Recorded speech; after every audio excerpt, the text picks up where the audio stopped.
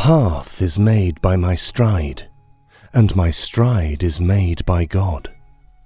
But you should never say that my destiny is the result of my stride, because it's just a place where the path has led me.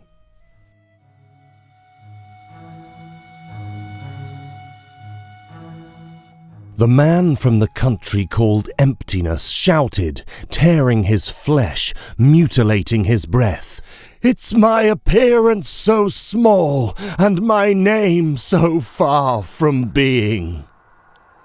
In that town, everyone lived separate from one another, without naming each other, not even in whispers, without touching each other, not even with their shadows. His space was the fullness of a cave, vast and silent. The absence! The absence! Then he walked directly to the void, broke down its doors, and no one came out. Only a narrow and uncomfortable path appeared, drawing itself into the horizon. Happiness! Happiness! Flowed down his tongue. Happiness! And each letter was an anthem. Happiness! I will walk into your womb to impregnate you and be reborn, he said, and his steps became wind. And the wind.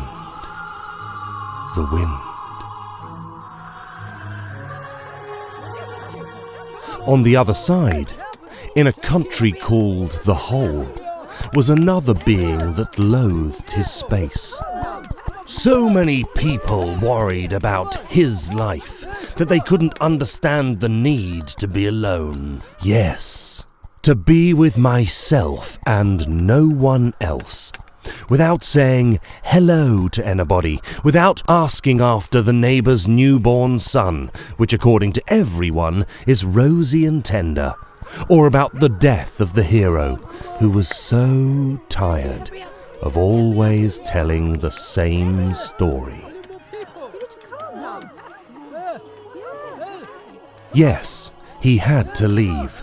As far away as the sun itself, as far away as that place where freedom awaited him.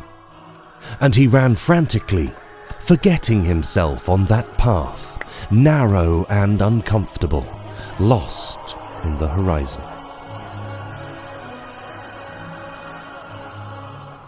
They cross glances, he and him, but they say nothing.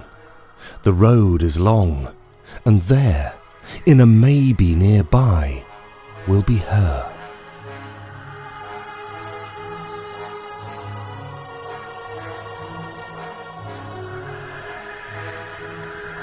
Green, as if the winter never came. Green, because hope is like this. It never ripens.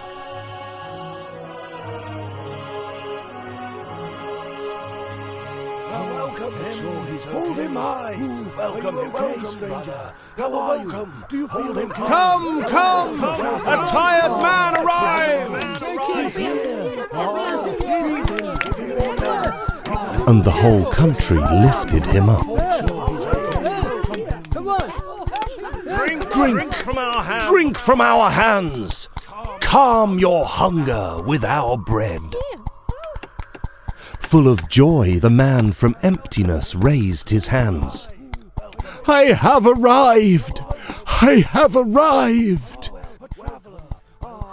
He muttered, This is my land! But his breath started to fade. There were so many upon his body that his life seemed like a sigh, agonizing and ephemeral. No, this is absurd. This is happiness? But he was panting. I can't die. He panted quietly.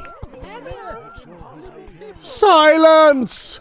And he lashed out against the human mass, against the whole town.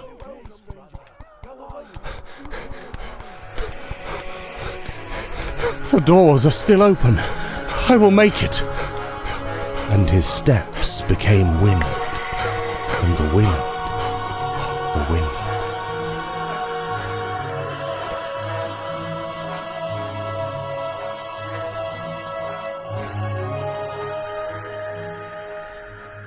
On the other side, the man from the hole was dying of distress. Desolation was destroying him, in every look unanswered, in every greeting to the void. Freedom? No. It was emptiness, the inexorable, and he was exhausted, annulled, longing for the crowds, wandering the streets of a foreign and insipid land. Dusk arrived slowly, and in the darkness he decided to leave. His steps went safely towards a narrow and uncomfortable road, lost in the horizon. And the wind is always like this. No matter where or how, it's always like this.